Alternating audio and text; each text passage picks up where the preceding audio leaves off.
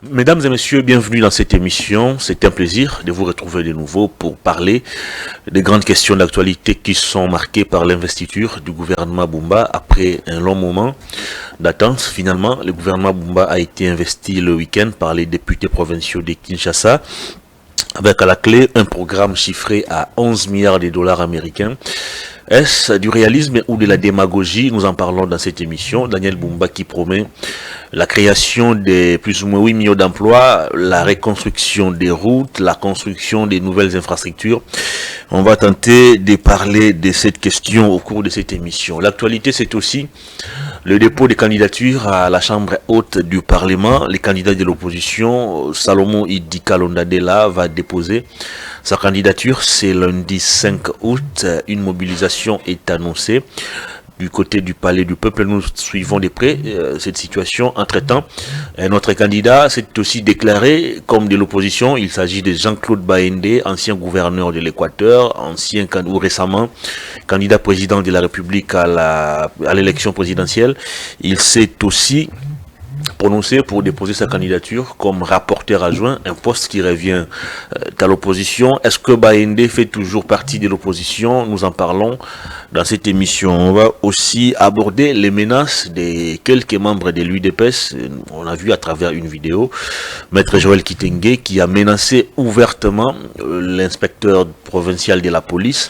Il lui promet même une révocation au cas où ces derniers tenteraient de l'arrêter. Et de l'autre, ce sont les membres de la Force du Progrès qui poursuivent avec leurs menaces à l'endroit de certaines personnalités du pays. Mais ce qui nous dérange, c'est ce silence observé par les autorités, notamment le ministre de la Justice, mais aussi le VPM de l'Intérieur, Jacquemain Chabani. Qu'est-ce qui se cache derrière ce silence?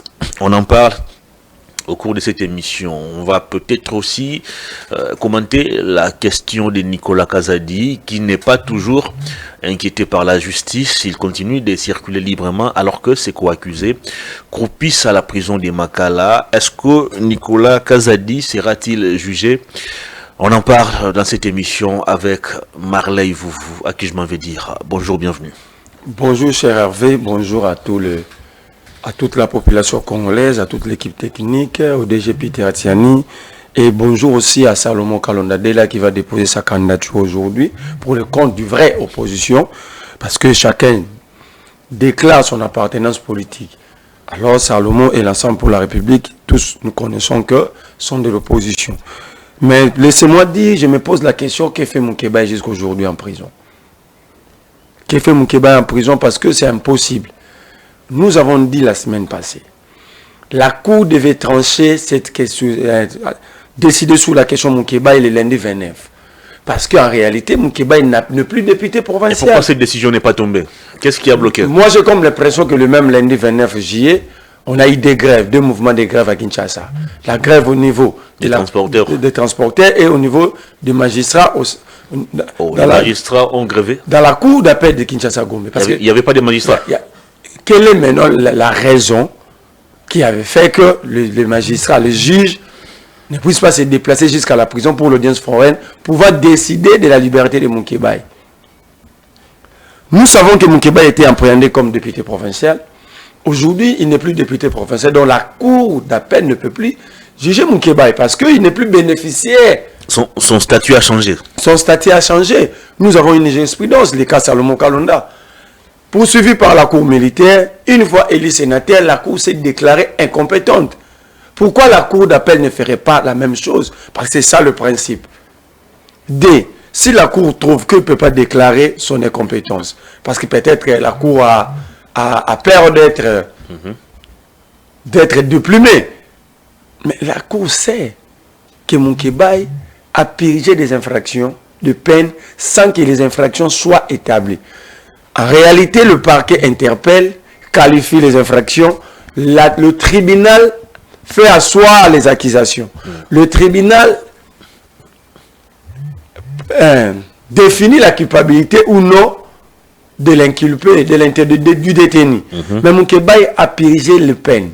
Quand je dis les peines, parce qu'il y avait 3 préventions sur Moukeba.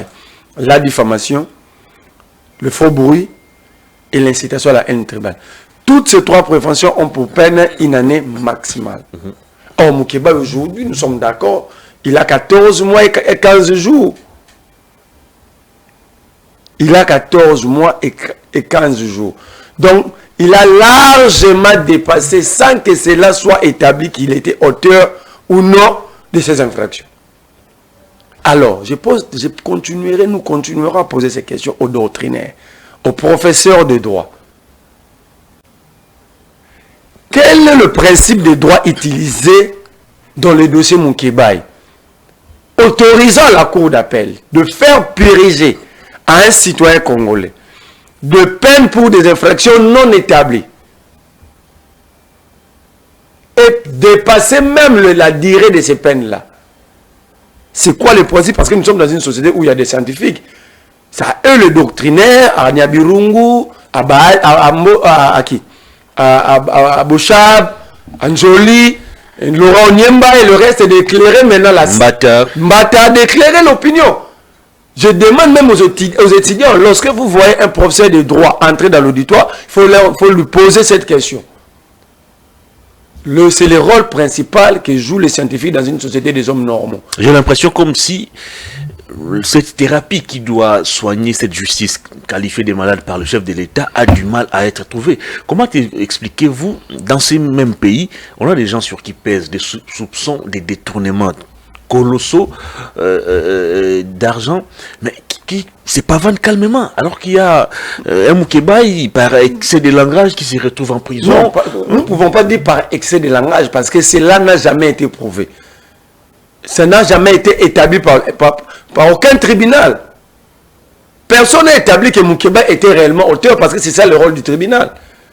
Lorsqu'on vous condamne, c'est que la justice vous dit vous êtes auteur de ces actes infractionnels. Or, ce n'est pas le cas pour Moukébaï. Comment vous interprétez ces paradoxes entre un Moukébaï qui peut-être... Justement, j'avance. Vous prenez quand même aussi Jean-Marc Aboun. Aujourd'hui, 2 ans et 4 mois en prison. Lui, il a été condamné à 7 ans. Mais quel est ce principe? La même question, je réponds la même question aux doctrinaires, aux professeurs d'université. Quel est le principe qui avait permis à la Cour de cassation de faire l'addition des infractions? Donc quand vous prenez la parole en public avec un ton peut-être dur et sévère contre le pouvoir, la justice va vous réprimer. Mais par contre, lorsque vous vous permettez de toucher au trésor public... Oui, la justice, là, va vous avez le droit. Vous en avez le droit. Regarde, Kabound a commis 5 préventions. Alors, toutes ces préventions, les 4 premiers, ont pour peine 1 année de peine maximale. Donc, on ne peut pas faire l'addition. L'infraction est à la peine la plus élevée dans le dossier Moukébaï et dans le dossier Kabound, c'est l'offense au chef de l'État. Or, aucun Congolais, c'est de 48 heures à 3 ans. Aucun Congolais peut être poursuivi pour dans cette infraction si le président n'a pas saisi la justice lui-même. Ah, pourtant, il y a des gens qui ont déjà fait la prison. Mais justement, ça c'est le principe. Recevez maître Jonathan Mbele. Cette infraction était introduite dans mon dossier et maître Jonathan Mbele avait réussi à mettre la cour, à plaquer la cour. Parce que cette infraction n'est pas dans le code pénal, mais c'est un décret. Ce décret dit noir sur blanc. Pour que quelqu'un, un citoyen, soit poursuivi pour le chef de l'État doit lui-même aller se plaindre et confirmer sa plainte. Or, cela n'est pas le cas dans le dossier Jean-Marc Aboun. Alors, tout comme aussi dans les dossiers Moukébaï. Justement. Donc, on arrête des citoyens en violation des principes. Mais dans ce même temps, l'État congolais organise la commémoration du génocide congolais. Pendant que les auteurs sont en liberté.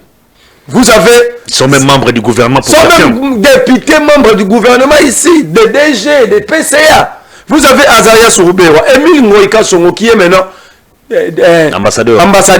Vous avez Jean-Pierre Ondekande, Bizi Makara, Moïse Diamourabou, Adolphe Onusumba, Deograzias Boukera, Jean-Pierre Lola Kisanga, d'ailleurs lui déjà décédé. Nyerere Kadidi, Tambwe Mwamba. Vous avez Antipas Moussa Nyamousi, Roger Lumbala, John Chibasima, Albert Pleti Biyombo, Jean-Pierre Bembagombo, Ernest Wambadia Wamba, Antipas Moussa, j'en ai repris, Jean-Baptiste Sonji, Willy Misibiko, Faustin Mounene, Georges Aloula, Jean-Marc Boende, Lambert Mendy, Julien Paluku, Thomas Lowaka, Tifon Kike Moulumba, Norbert Bassengezi, Delis Sesanga et tant d'autres sont en liberté ici. Les tango forts, tout ça. Mais des innocents qui n'ont jamais pillé les caisses de l'État, qui n'ont jamais touché au sang des Congolais, qu'on puisse dans des maisons carcérales. Nous sommes dans quel pays? Nous sommes dans quel pays, mon cher ami? Vous commémorez, après vous allez prendre des tasses de café avec les auteurs. Posez-nous la question. Certains ont eu même du mal à... Posons-nous la question pourquoi Mboussa Niamous et Jean-Pierre Bemba n'ont pas effectué le déplacement de Kisangani. Ils n'ont peut-être pas été invités. Mboussa, je peux accepter parce qu'aujourd'hui n'est pas membre du gouvernement. Le gouvernement, tous les membres du gouvernement, ils étaient où? Le gouvernement avait déplacé vers Kisangani. Il y avait eu des déplacements du gouvernement. Il n'y avait plus de place dans l'avion. Il n'y avait plus d'argent pour Jean-Pierre Bemba. Non! Ils ont des consciences chargées. Alors, pour rétablir, pour mieux rendre sourire aux victimes, il faut que la justice doit être faite. On doit dire le droit, on doit dire la justice. On doit dire la justice. Entre-temps, il y a aussi des efforts qui sont fournis du côté du gouvernement pour indemniser les victimes de ces violations. C'est le même régime. Ou de ces violences. Le régime Kabila avait réussi à obtenir... C'est 1500 ou 2000 $. 2000 $, ça représente quoi? Pour aller passer, c'était 150 $. Lorsque vous avez vu la dame là, imputée de ses deux jambes, par ces bandits ici qui sont au gouvernement aujourd'hui, qui prétendent être des grands hommes. Vous avez vu des images. C'était horrible, hein? Mais ces gens-là sont aujourd'hui députés, ministres. Donc ils sont devenus des ministres et des députés parce qu'ils ont accepté, pas parce qu'ils sont compétents. Parce qu'ils ont forcé la porte à faire tuer, à rendre des Congolais des inaptes. Ils ne sont pas là parce qu'ils ont travaillé comme toi, Hervé, comme moi, vous comme des autres, comme les Katoum et les autres. Ils sont là parce qu'ils ont forcé la porte. À tuer. Quand vous avez regardé, vous avez écouté les témoignages, vous avez vu ces gens-là, nos concitoyens, est-ce que tu sais que les autres membres, vraiment, ils sont à l'aise là où ils sont? Mais c'est le même régime, lorsque à l'époque de Kabila indemnisait sans que l'Ouganda puisse payer. Ok? C'est l'État congolais qui prenait en charge. C'est différent. Cette fois-ci, c'est les fonds provenant de l'Ouganda. Il y a eu même des arrestations. Il y a des gens qui ont détourné cet argent. Voilà. Donc, Kabila avait réussi à obtenir la condamnation de l'Ouganda et la réparation à la fois. La réparation, c'était estimé à l'auteur de 11 milliards de $. Lorsque Tshisekedi arriva au pouvoir, il dit mieux vaut un bon arrangement qu'un bon procès. Qu'un mauvais procès. Et à ce moment-là, Tshisekedi a décidé unilatéralement de réduire ces fonds de 11 milliards à 311 millions de $. Ça, ce n'est pas Kabila. Ce n'est pas la communauté internationale. Ce n'est pas le Rwanda qui a demandé. Alors, est-ce que finalement, on sera en mesure un jour de mettre en place un tribunal spécial? C'est d'ailleurs ça la plaidoirie du prix Nobel Mukwege. Est-ce qu'on sera en mesure de mettre en place un tribunal spécial pour juger et condamner les auteurs de ces actes de barbarie? Ce sont ces auteurs-là qui sont plus sécurisés que vous et moi. Ce sont les hommes les plus chantés de la République. Ce sont les hommes les plus honorés de la République. On vous dit, il y a un VPM là-bas, il y a un député très intelligent, on dit, il y a un monsieur qui est ambassadeur, on vous dit, c'est tel monsieur qui était ministre de l'intégration régionale, il a même tenté d'être le deuxième vice-président de l'Assemblée nationale. Ça dit, les gens qui ont forcé, à verser le sang des citoyens, ils ont forcé des portes pour être là où ils sont aujourd'hui. Moi, je ne les respecterai jamais, ces gens. Je ne respecterai jamais ces groupes d'individus. Merci beaucoup. Parce qu'il y a une manière pour arriver au sommet. La manière, c'est qu'il faut travailler, dire, mettre ton intelligence à contribution, créer un vrai groupe pour vous permettre de réfléchir et d'aller de l'avant, que de prendre les armes et de tuer des Congolais. Regardez les images. Cette dame-là, elle a été imputée de ces armes en ayant 9 ans à l'époque. Et elle avait 9 ans, elle a dit. Mais aujourd'hui, c'est quoi sa vie aujourd'hui? C'est quoi sa vie? Lorsque Bemba est VPM, lorsque Sesang a crié ici, lorsque Mboussa Niamous ici, Tangofo et les restes. Quand ils ont vu ces images-là, est-ce qu'ils ont une conscience tranquille? Merci beaucoup. Allez. Mais le Congo, c'est qu'il est. Les Moukeba en prison. Tous ces gens-là sont en liberté, honorés, avec sécurisés quand même. Et des tourneurs également en liberté. Merci beaucoup. Allez, on revient dans le menu de l'émission pour aborder cette fois-ci les menaces de certains membres de l'UDPS à l'endroit des autorités, des officiels congolais. On se réveille un bon dimanche, on voit sur la toile la vidéo d'un maître avocat de surcroît, maître Joël Kitenge, qui se permet de menacer un officiel ou un officier de la police. Et de l'autre, c'est un groupe de gens, se réclamant de la force du progrès, qui menace aussi certaines autorités, certaines personnalités du pays. Et dans tout ça, c'est le silence radio du ministre de la Justice, du ministre d'État Constant Moutamba, qui est arrivé avec pompe, beaucoup de promesses, beaucoup d'actions aussi, ça et là, mais aussi le silence du VPM de l'Intérieur, Jacques Mensabani. Comment vous expliquez à ces jours le silence d'abord des membres du gouvernement, ceux qui sont peut-être impliqués de manière directe, ou ceux qui ont une part des responsabilités dans la gestion des cas comme celui qui est sous examen, mais aussi le silence des responsables de l'appareil judiciaire congolais. Vous analysez comment cette situation? Cher Hervé, j'ai comme l'impression, si vous n'êtes pas voyou, vous n'intégrez pas l'UDPS. Les institutions de la République méritent respect. Les hommes qui portent les symboles de l'État méritent respect. Nous n'insultons pas, nous critiquons. Mais ça, c'est grave maintenant. Nous avons atteint un niveau, apparemment, c'est un chemin de non-retour avec l'UDPS. Savez-vous qu'à l'époque, Mabunda a été menacé ici par les militants de l'UDPS? À l'époque, Mabunda, présidente de l'Assemblée nationale, la deuxième personnalité de la République. Mais les membres de l'UDPS, les dirigeants de l'UDPS avaient applaudi. Ils avaient comparé, ils avaient dit qu'à l'époque, Kabouya, c'était Kabouya qui disait, nous sommes dans un rapport de Fox. Je ne sais pas comment est-ce que Kabouya à l'époque définissait les rapports de Fox politiques. Vous avez vu le député national Jean-Jacques Mamba être poursuivi par les militants, la force du progrès de l'UDPS, du palais du peuple à sa résidence au niveau du quartier d'Elvo. Voyez la distance, palais du peuple jusqu'à Delvaux. L'UDPS, Kabound, à l'époque, président AI de l'UDPS, il avait défendu. Le silence que nous cherchons premièrement, c'est le silence des autorités directes de l'UDPS. Ben, ils se sont exprimés comme d'habitude, ils ont...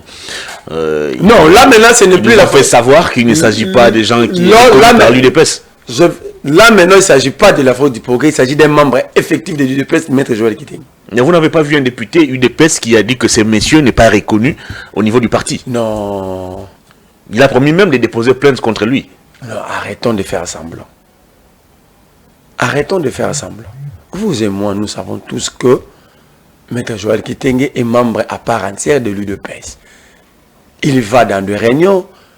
Une fois, Fils Moukoko avait dit que Maître Joël Kitenge n'est pas reconnu.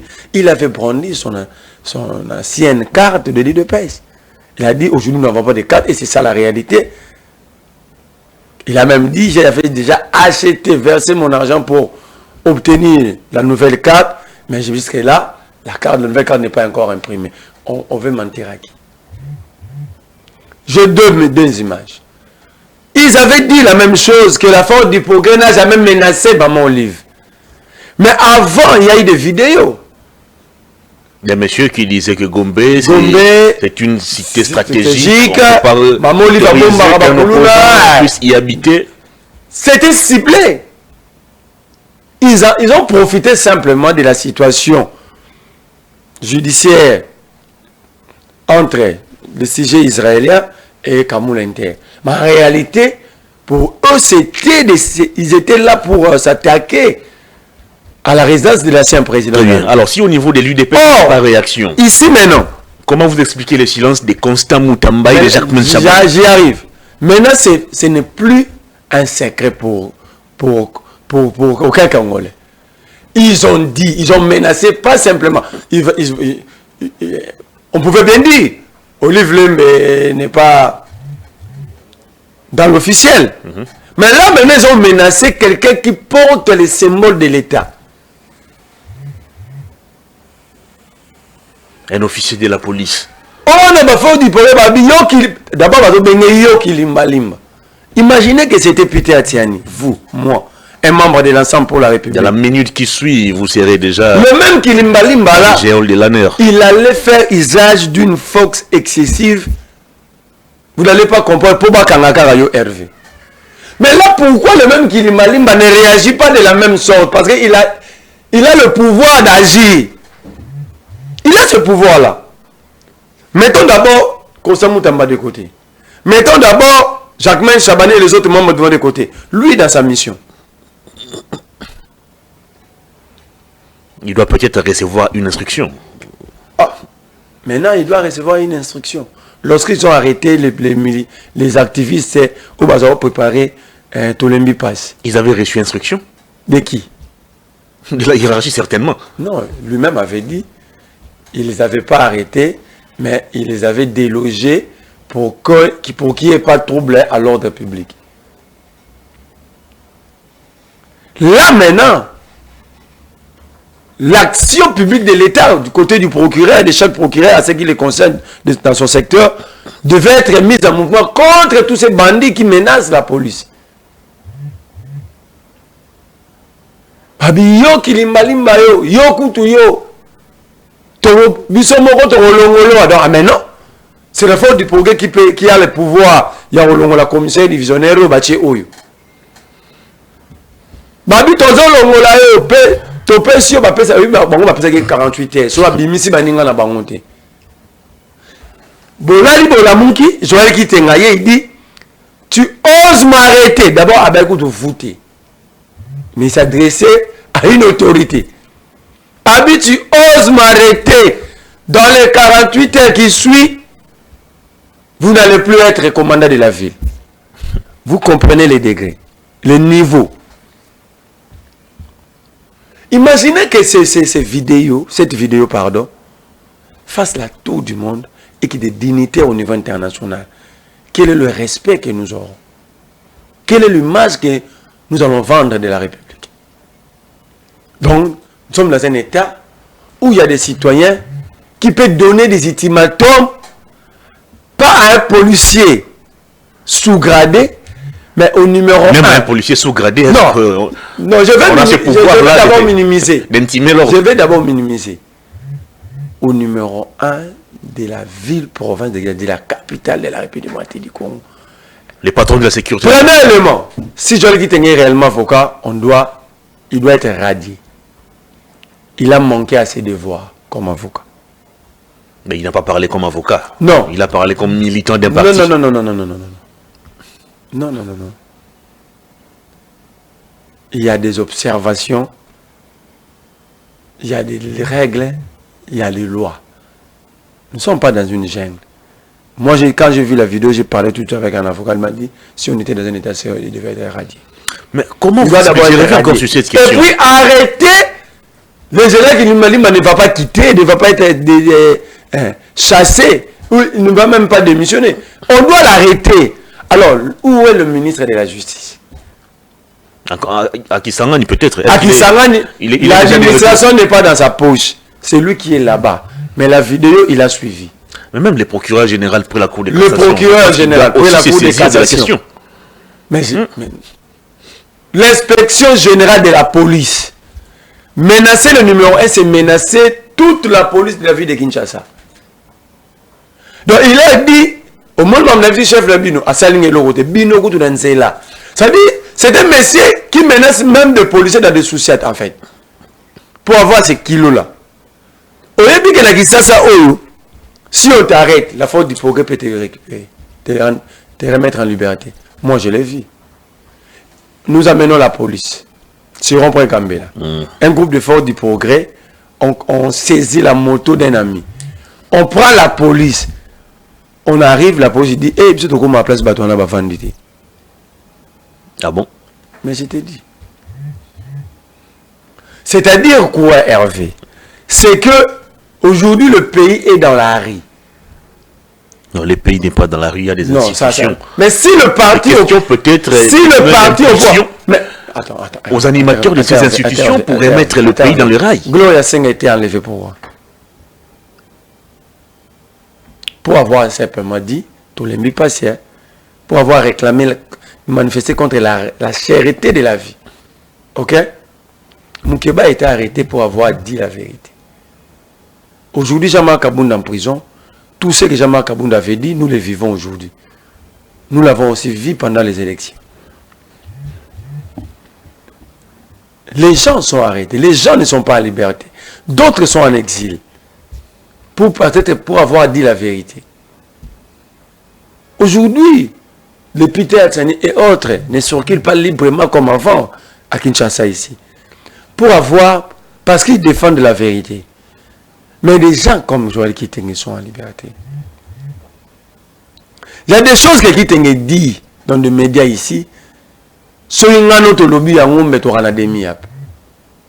Donc vous confirmez l'hypothèse selon laquelle la justice est cruelle contre les opposants et accommodante contre ceux du pouvoir. Exactement.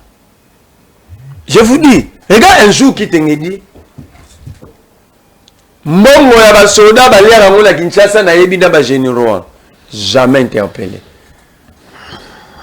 Mais si, ngala lobi kaka ke RDC Kabola ka renseignement na Rwanda, on va m'interpeller pour démontrer.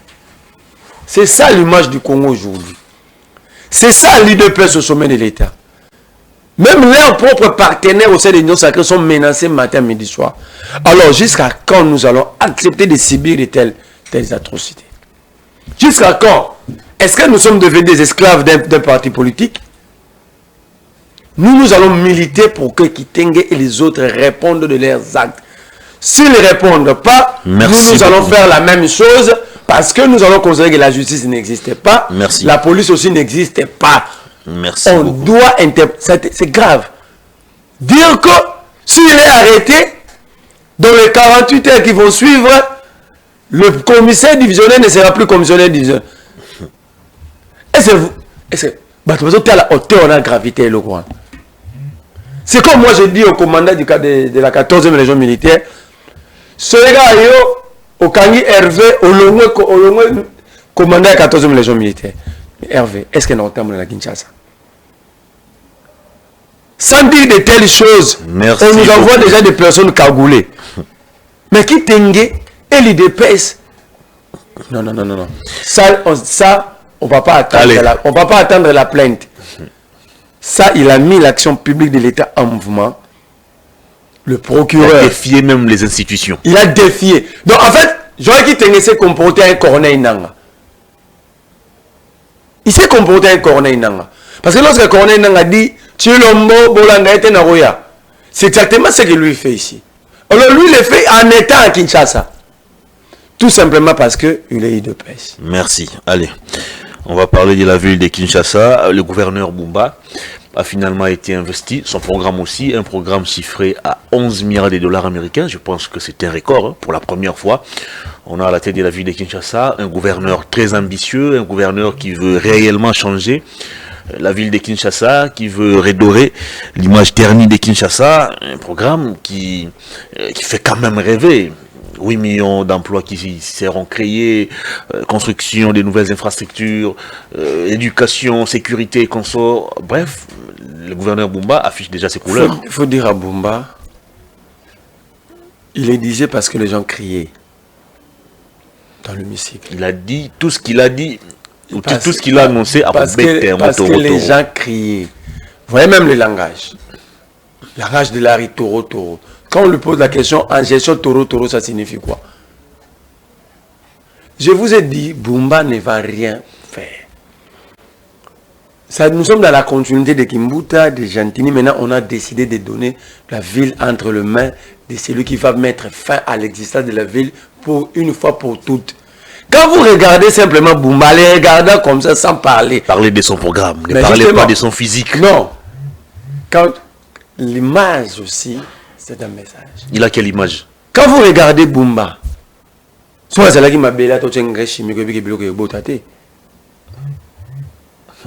parler de son programme. Mais justement, parce que déjà son programme me pousse à dire ça. 11 milliards de dollars. Attends. Démagogie ou réalité? Déjà, Bumba ne maîtrise pas la superficie de Kinshasa. Il a encore répété avant-hier que la ville a 9 km, pendant que la ville a 965 km. C'est déjà un problème. C'est pourquoi je vous dis, tel que le Noël Jésus, Noël Cheikh et les autres, ils avaient mobilisé, ils les disaient pour faire plaisir. À la foule. À la foule, les gens criaient, chantaient, taureau, taureau, lui aussi répond, en enrobé tango, taureau, taureau. Il n'était pas dans le fond. Il n'était pas dans le principe. Et dans le fond, il vous dit qu'il va créer 8 millions d'emplois. Le fond, c'est quoi? Nous sommes, le monde actuel, c'est le monde qui vit sous l'économie du commerce. Ok? Dans l'économie du commerce, l'État ne crée pas d'emploi. L'État crée des conditions pour pouvoir permettre aux investisseurs de venir investir. Or, pour créer des conditions, premier élément, il faut rétablir la sécurité, la paix sociale, la quiétude. Ok? Pose-lui la question dans combien de temps, à court, à moyen, à long terme, il va réussir cette mission. Et combien il va injecter dans des brigades, dans des institutions habilitées à faire ce travail-là. Combien il va mettre? Combien il va mettre? Ça, c'est ce qu'on appelle des questions de fonds. Parce que à l'époque, dans l'économie normale, c'est l'État qui créait l'emploi. Or, quand vous regardez en France, aux États-Unis, dans des pays évolués, ce sont des particuliers qui créent l'emploi. On a assaini le climat des affaires. On a organisé les secteurs d'investissement. L'État ne crée que des conditions aujourd'hui. Nous sommes dans l'économie des marchés. Ça, Bumba ne connaît pas ça. Il dit, je vais créer. Non, l'État ne crée, puis l'État crée des conditions. Je le mets à défi qu'il envoie son ministre de l'économie et finance ici. Mais pourquoi doutez-vous des capacités des... Mais les gens, scientifiquement, dans le principe de gestion, il n'est pas là. Scientifiquement, c'est un économiste prospère. C'est quelqu'un qui a réussi dans ses affaires privées. Dans quelles affaires? Il faisait quelle affaire? Premier acte de Bumba, vous avez vu, il a quitté chez eux pour un hôtel. Même la Bible nous dit. Il a quitté chez lui ou chez eux? Chez eux. Ici à la communication, la direction du marché. Il demeurait encore sous les toits parentaux? Voilà. Ah bon? Oui. Un bâtiment avec la peinture rouge, jaune. Kabamba, la commune de Kinshasa. Même la Bible nous dit, l'homme quittera son père, sa mère, va créer son propre foyer. Mais Bumba a quitté son père, sa mère, pour aller dans un hôtel. C'est le premier acte que le gouverneur avait décidé de poser comme acte de gestion. Deuxième acte, c'était de publier les photos de l'hôtel de ville pour montrer à la face du monde que l'hôtel de ville est sale. Oh! C'est là que je vous dis, il ne va rien faire. Lorsque vous succédez à quelqu'un, dans une entreprise, dans une entité, dans une organisation, on a trois éléments d'abord. Un, vous acceptez le passif. Donc, en publiant ces images, Bumba nous dit déjà, lorsque je vais échouer, ne me tenez pas rigueur, voici ce que j'ai trouvé. Parce que lui, après la remise et reprise, les passifs de Gentini deviennent automatiquement ses passifs. C'est à lui de réparer. C'était pas à lui de publier. Voilà pourquoi il a pris l'engagement de retaper ses bâtiments. Laisse-moi aller, pardon. Deuxième élément, c'est les actifs. Il a publié les passifs. Pourquoi il n'a pas publié les actifs que Gentini lui a laissés? Est-ce qu'il y a des actifs laissés par Ngobila? C'est lui qui a fait la remise et reprise avec Gentini Ngobila. Raison pour laquelle il a publié les mauvaises images de l'hôtel de ville. Non, des images réelles de l'état dans lequel l'hôtel de ville a été abandonné. En oubliant que ces passifs-là devenaient automatiquement ses passifs à lui. Ok? Après, il doit nous dire ce qu'il lui va faire. Or, quand vous écoutez Daniel Bumba, vous n'avez pas l'impression, vous comprenez tout de suite que la ville est entre les mauvaises mains. Un, il dit il va redonner le pouvoir d'achat aux Congolais. D'abord, quand vous lisez l'article 203, 204, 205 il parle des Kinois, pas des Congolais. Des Kinois, pardon. 203, 204, 205, ce n'est pas parmi les prérogatives des provinces. Parce que les recensements, l'identification de la province... Il a un ministre provincial de l'économie qui va pourquoi j'ai dit s'assurer aussi pourquoi j'ai dit que ce n'est pas dans ces prérogatives? Parce que le pouvoir d'achat, ça se calcule. Ça se calcule comment? On appelle ça les unités de consommation. Chaque ménage a plusieurs unités de consommation. Qui sont les unités de consommation? C'est la population.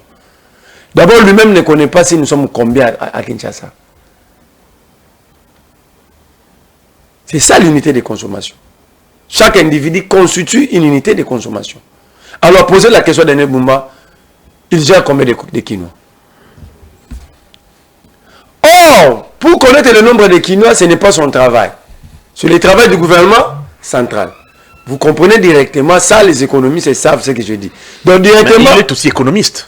Mais là, c'est ça. Un économiste prospère d'ailleurs, d'après... Dans quoi? D'après les révélations de son actuel directeur des cabinets. Dans quoi? Il a prospéré dans les affaires. Quelles sont les affaires que Daniel Bumba avait faites? Si on pose au départ de Moïse, on va dire qu'il était dans l'agroalimentaire, il est dans l'automobile, il est dans les immobiliers. Mais lui, il a prospéré dans quel secteur? Comme c'est des secteurs, comme ça, on aura le pouvoir de vérifier. Il ne faut pas venir bombarder le peuple. Il a prospéré dans les affaires. Quelle affaire? Pour montrer qu'il rappelle nous des affaires. Il a prospéré dans quoi? Déjà sur le pouvoir d'achat, vous avez compris qu'il a menti. Parce que l'identification de la population, ce n'est pas la compétence des provinces. Ce n'est pas dans les compétences des provinces. C'est la compétence exclusive du gouvernement central. Donc Bumba ne peut pas redonner le pouvoir d'achat parce qu'il ne va jamais maîtriser le nombre des unités de consommation sans que le gouvernement central puisse organiser l'identification de la population. Mensonge. Deuxième mensonge. Il dit il va donner l'emploi à 85% des quinoa. Comment est-ce qu'il a mesuré ces 85%? Parce que si vous lui posez la question, il y a combien de quinoa il va être à Pépistre? On donne le pourcentage, il dit, j'ai 5 employés. Je prends en charge 3 directement. Ça, j'ai dit, c'est 80% de mes employés. Pose la question à Bumba. Il dirige combien de quinoa et comment il a sorti ces chiffres de 85%? Parce que si vous lui posez la question, ni son directeur de cabinet, ni un membre de son gouvernement dira, nous sommes exactement autant. Parce qu'il n'y a pas eu d'identification. Donc ces 85%, c'était pour la consommation de la publique qui était là. Troisième élément. Il dit, il va créer l'emploi. L'État ne crée pas d'emploi. L'État, dans les économies du marché, dans l'économie actuelle, l'État ne crée pas d'emploi, mais l'État crée des conditions pour que Hervé puisse investir, tel investisseur vienne, tel. Et l'État crée des conditions, assainir le climat des affaires, mettre fin à la sécurité, à des conflits sociaux. Il y a plusieurs étapes et ça demande beaucoup de moyens. C'est que nous sachons, la ville n'a pas ces moyens-là. Troisième élément, il dit, il va reconstruire la ville. Est-ce que la ville est à reconstruire ou il faut construire une nouvelle ville? Et vous allez comprendre que Daniel Bumba s'est contredit. Pendant la campagne, il disait il faut construire une nouvelle ville. Maintenant, il vous dit il faut reconstruire la ville. Je ne sais pas si vous comprenez l'écart qu'il y a. On comprend.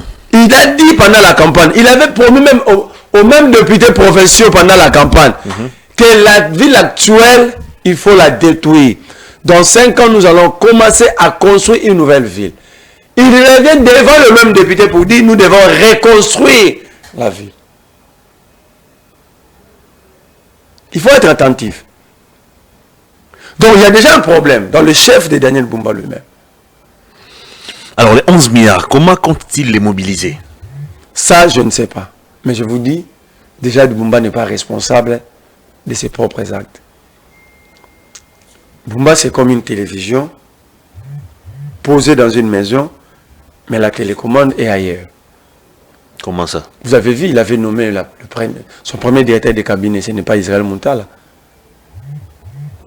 Lorsque l'UDPS avait crié, il a nommé quelqu'un de Kimbuta du PPRD.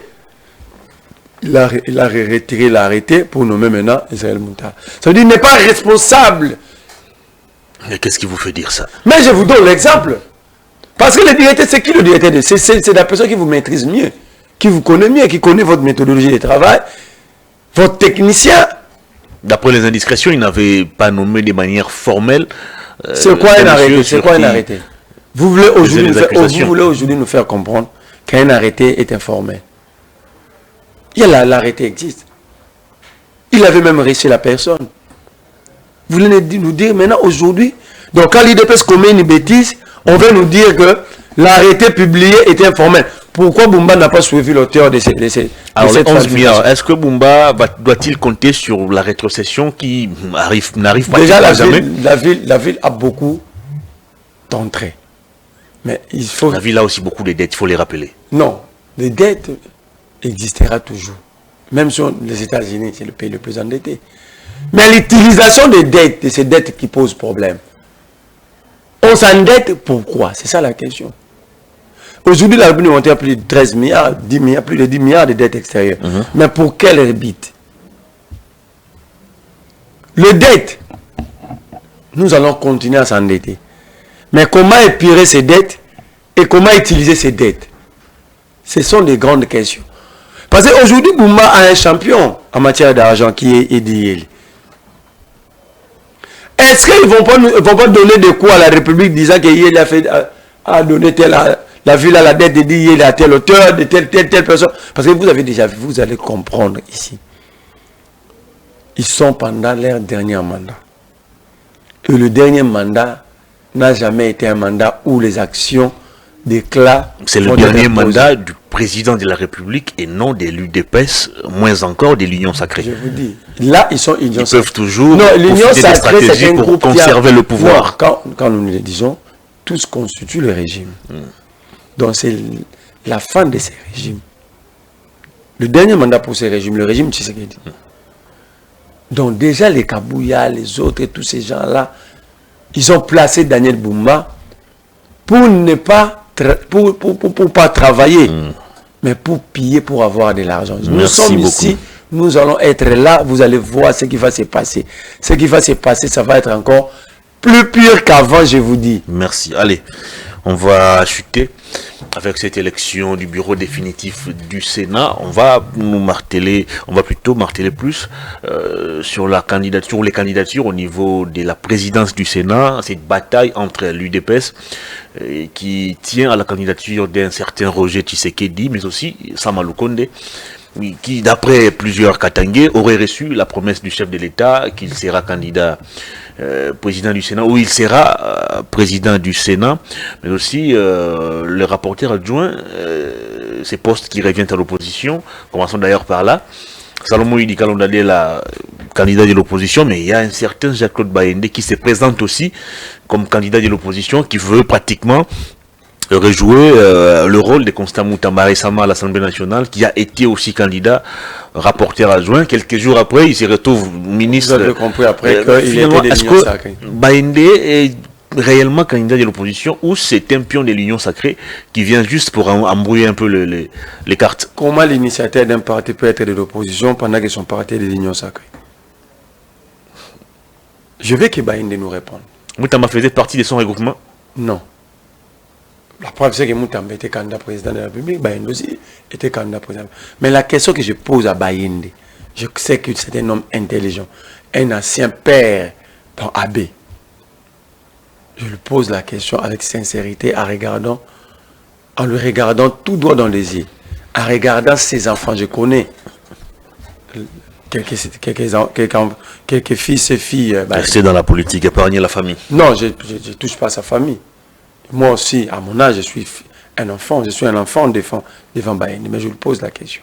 Comment on peut être initiateur d'un parti de la majorité présidentielle et être à la fois candidat à un poste de l'opposition? Il doit d'abord répondre à cette question avant d'aller en profondeur. Parce que son parti est membre à part entière de l'Union Sacrée. J'ai demandé aux gens, si vous n'avez pas le numéro de son porte-parole, je peux vous donner le numéro, on fait un débat. Le parti de Bayende est membre de l'Union Sacrée. Comment maintenant l'initiateur, président du parti, se réclame d'être de l'opposition?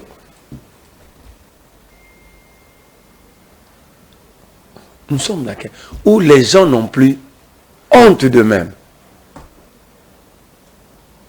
Il n'y a plus de personnalité, personne ne se soucie de son image.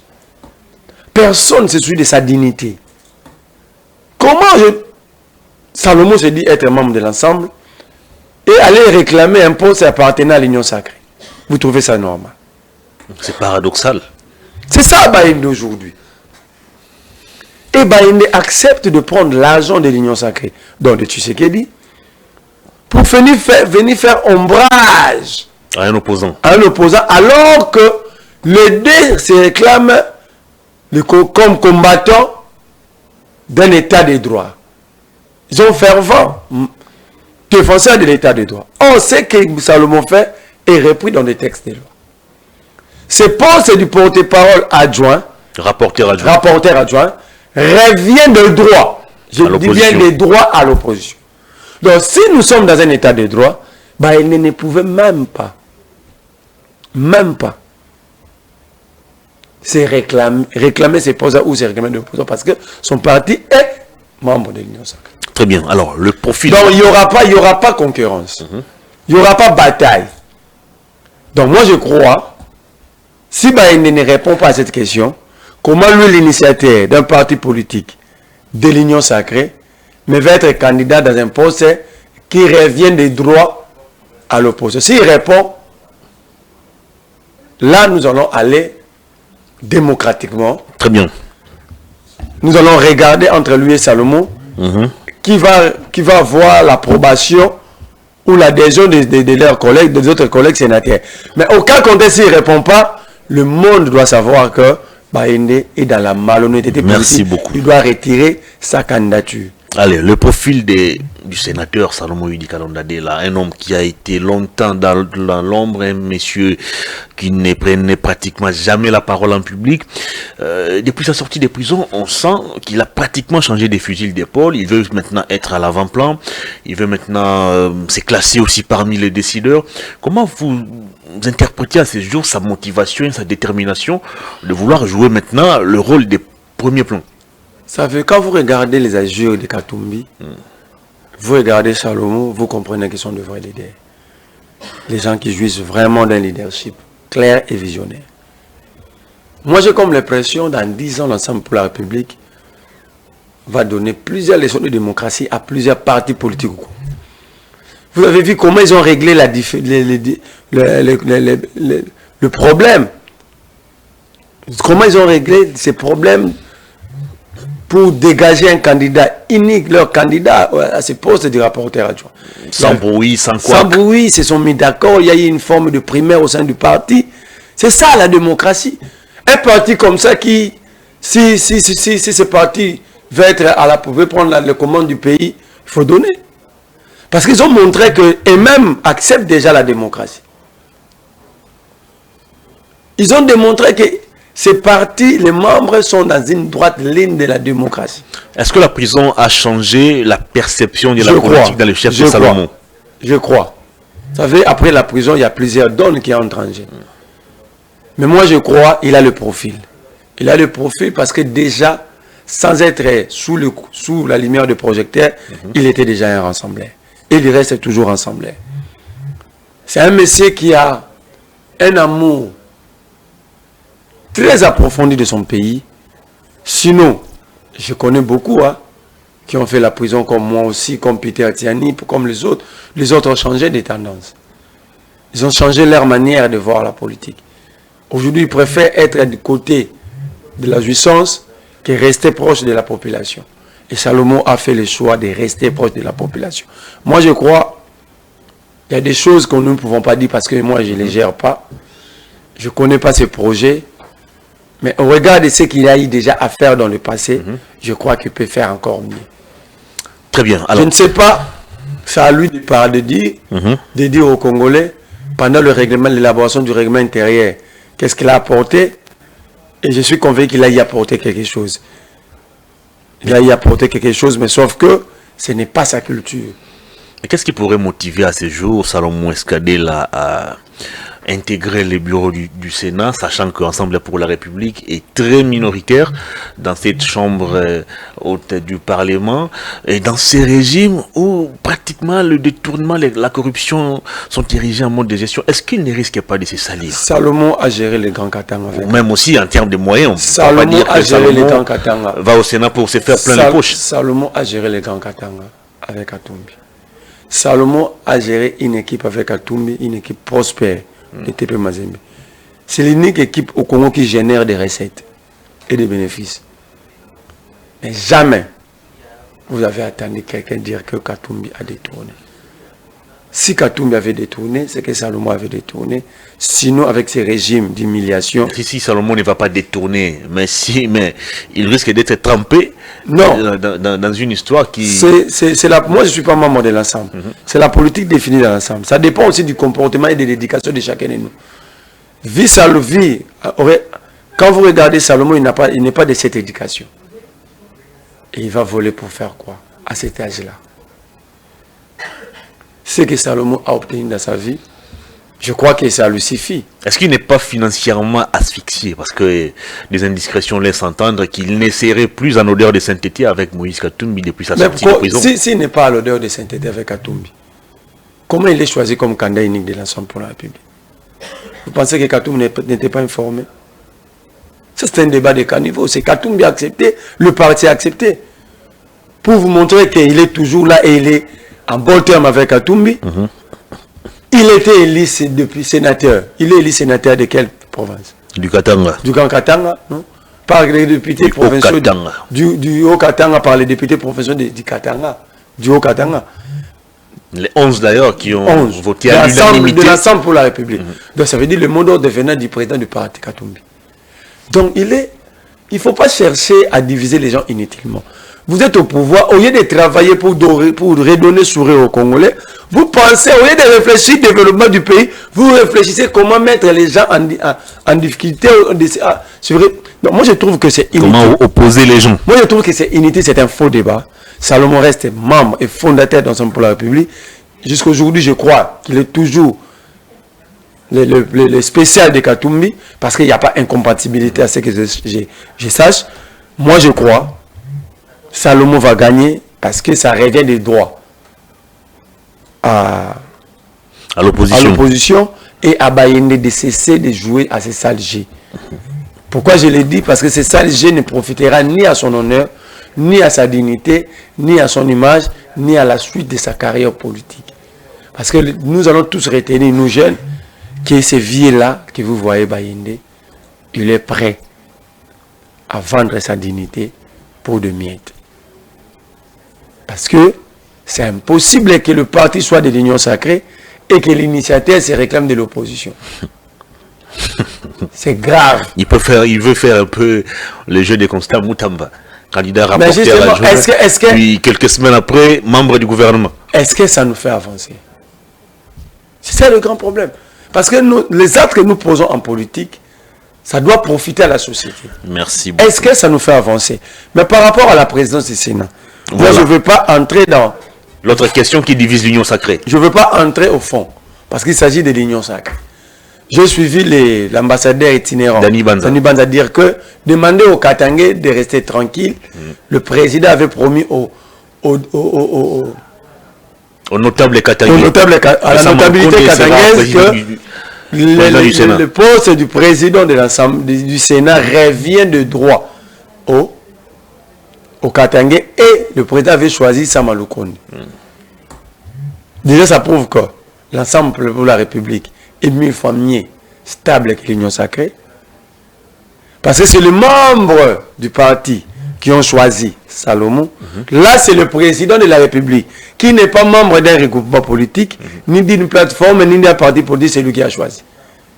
Il a choisi comme haute autorité politique de l'Union sacrée. Lisons la Constitution. Le président n'a ni parti politique. Mais c'est repris dans les statuts de l'Union sacrée. Mais c'est ça la violation. L'État et l'autorité autorité politique. C'est ça la violation. Le président de la République n'a ni tribu, n'a ni parti politique, n'a ni regroupement politique, n'a ni plateforme politique. De quel droit Dani Banza dit que c'est le président qui avait choisi? Donc on nous dit... Ce n'est pas aussi une invention. Parce que vous allez vous rappeler qu'il y a des notables katangais qui avaient fait même une déclaration pour remercier le chef de l'État. C'est ça le problème. Et ça a été repris en boucle dans tous les médias. C'est ça le problème. Lorsque c'est lui qui doit veiller au respect de la Constitution, se permet de violer pour faire plaisir, je ne sais pas à qui, c'est un problème de la société. Et c'est là, frise la haute trahison de la République. Parce que M. Félix Tshisekedi sait pertinemment mieux que moi et vous, que lui n'a ni tribu, ni parti, ni plateau. Il n'a pas le droit de choisir. La question devait être remise, débattue au sein de la plateforme au pouvoir, pas par le président de la République. Lui n'a ni parti politique. Mais comment départager les deux partis? Parce que c'est il n'y a aucune consultation menée au niveau de l'Union sacrée. L'UDPS a décidé de manière assez cavalière qui bouge ma tête, d'aligner ses candidats. La question du président du Sénat. L'UDPS avait décidé de prendre la question. Et le poste du rapporteur? Non. La question est la première vice-présidence du Sénat. On nous apprend que le président de la République est malade. Tout homme peut tomber malade. Ça, ce n'est pas un problème. On peut pas organiser des débats, venir dans le plateau pour parler de ça. Parce que même vous allez ici à l'hôpital Maman, il y a plusieurs Congolais qui sont malades. Vous allez en France, il y a plusieurs Congolais qui sont malades en France. Il y a plusieurs Français qui sont malades. Vous allez partout, il y a plusieurs... les hommes tombent toujours malades. Ok? Mais le problème, est-ce que... pourquoi les deux PES décident maintenant d'aller chercher la présidence du Sénat et donner à la famille Tshisekedi? Ah, c'est de bonne guerre. Non, je me suis en train de m'interroger. On vous a toujours dit que la politique est dynamique. On veut donner... On peut refuser quelque chose le matin et puis l'après-midi, on change de position. Personne d'autre sauf Roger Tshisekedi. Or, le président du Sénat, c'est le dauphin constitutionnel du président de la République. Au cas d'empêchement, au cas de vacances. Qu'est-ce qui trame autour de ça? C'est quoi le mystère? Tshisekedi n'est pas malade ici à Kinshasa, donne le pouvoir, la présidence du Sénat à Sama Lukonde, si on peut croire à Dani Banza. Si on rentre un peu en arrière, l'IDPS avait décidé de prendre la première vice-présidence et la question. Qu'est-ce qui a fait que le président va se faire soigner? On décide directement de changer de carte et de prendre la première du Sénat. Merci beaucoup. La donner à Roger Tshisekedi. Roger Tshisekedi est le grand frère direct, propre, biologique de M. Félix Tshisekedi. Alors, on doit dire aux Congolais, qu'est-ce qui trame? L'IDPS veut insinuer quoi? Qu'est-ce qui trame autour de la santé du président? Une dernière question pour terminer l'émission. Quand il s'agissait de mettre en place les bureaux de l'Assemblée nationale, des consultations ont été menées entre les différentes parties prenantes de l'Union sacrée. Mais comment expliquez-vous, pour la présidence ou pour les bureaux définitifs du Sénat, c'est l'UDPS qui décide de manière cavalière de s'accaparer d'abord les 3 postes, sans consulter ses partenaires? Ils ont dit qu'ils sont prêts à abandonner la première vice-présidence. Non, ils ont pris la présidence, le poste du rapporteur et puis la question.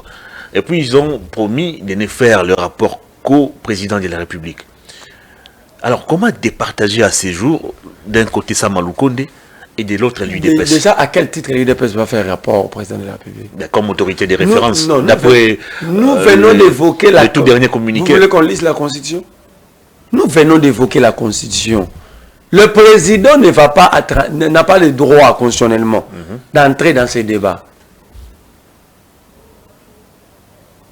Surtout d'une manière officielle. De quel droit l'IDPS va saisir le président? Ils vont faire rapport au président. Ça doit être géré au niveau du présidium, de leur plateforme. Alors, s'ils qui ne se réunissent plus. S'ils sont incapables de se mettre d'accord, alors qu'ils laissent le jeu démocratique être joué. Merci beaucoup. Que l'IDPS dépose la candidature de Roger Tshisekedi. Et que Sama aussi aille déposer la sienne. Comme ça, mais nous l'avons vu sous Kabila, non? Tamou Mama dépose, Varis Bochab aussi dépose. Même en 2007, Kengo à l'époque était opposant, c'est le vieux ici qui est aujourd'hui dans l'Union sacrée, qui a été battu. Qu'on laisse maintenant les sénateurs départager les deux camps. Au lieu de bloquer toute la République, de bloquer la machine, inutilement. Merci beaucoup Marley Vouvou. C'est ça ma gagne. C'est toujours l'Union sacrée qui gagne. Si Roger Tshisekedi gagne, mais moi je doute de Roger Tshisekedi parce que son petit frère est président de la République, lui il va être président du Sénat. On dit au peuple que le président est malade. Moi, je vais d'abord... Attention, raccordement frauduleux. Non, je ne fais pas des raccordements. On a terminé cette émission. Je veux que l'IDPS puisse nous éclaircir. Mais avant de citer, je vais parler un peu de notre finance publique. Dans 2 minutes, pardon. Rapidement, on a largement débordé. La réserve des changes congolais n'est pas logée au Congo. Non seulement n'est pas logée au Congo, mais cette réserve de change, celle Nicolas Kazadi sait où est logée, ni Tshisekedi, d'après mes sources. Le centre financier devait coûter 299 millions. Nicolas Kazadi a décaissé 520 millions. Aujourd'hui, la construction d'Arena ici ne continue plus. Il n'y a plus rien.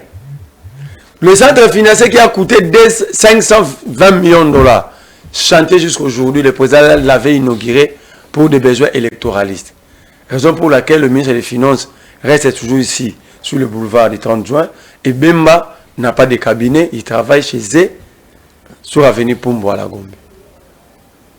Maintenant, c'est là le cabinet de travail du ministre des Transports. Il y a un bureau à l'hôtel du gouvernement dédié au ministre des Transports. Je vous donne l'information. Chéribin Okende travaille là-bas, je pense. Je vous donne l'information. Pourquoi ne veut pas aller travailler dans ces bureaux? Allez dans ça, je ne sais pas. Et ce bureau-là est occupé aujourd'hui par Akassia Banoubula. Parce que tous, on savait que le ministre des Finances allait loger l'immeuble des centres financiers. Le ministère des Transports allait maintenant... On a terminé l'émission. Le bâtiment qui occupe le ministère des Finances aujourd'hui. Or, les centres financiers restants en chantier, il n'y a pas moyen que le ministère des Finances s'installe là-bas. Merci. Donc, conséquence, mais ce qui est grave? Il y a plusieurs révélations. La réserve d'échange, l'identification des Congolais, le centre financier, Arena, jeu de la francophonie. Tout ça, Nicolas Kazadi n'a pas encore répondu devant la justice. Mais il revient à la justice de s'activer pour que Nicolas Kazadi puisse répondre la question, moi maintenant je me dis, est-ce que le procureur a peur de poursuivre Nicolas parce qu'il y a d'autres complices? Est-ce que le président de la République n'est pas impliqué? Non. Je ne dis pas que c'est là. Je suis dans des questionnements. Est-ce que le président de la République n'est pas impliqué? Et c'est là, ce n'est pas ça qui fait peur au procureur? Ou le procureur se donne simplement le luxe de ne pas poursuivre Nicolas Kazadi? Merci. Ou le procureur a aussi réussi le pot de vin? On a terminé cette émission. Grand merci à vous pour votre disponibilité. C'est à moi de vous dire merci. Allez. Cette émission est terminée. Un grand merci à vous, mesdames et messieurs, de l'avoir suivi. Merci également à toute l'équipe technique. On se retrouve très prochainement avec d'autres invités, mais avec toujours le même plaisir. Bonne suite des programmes sur nos antennes.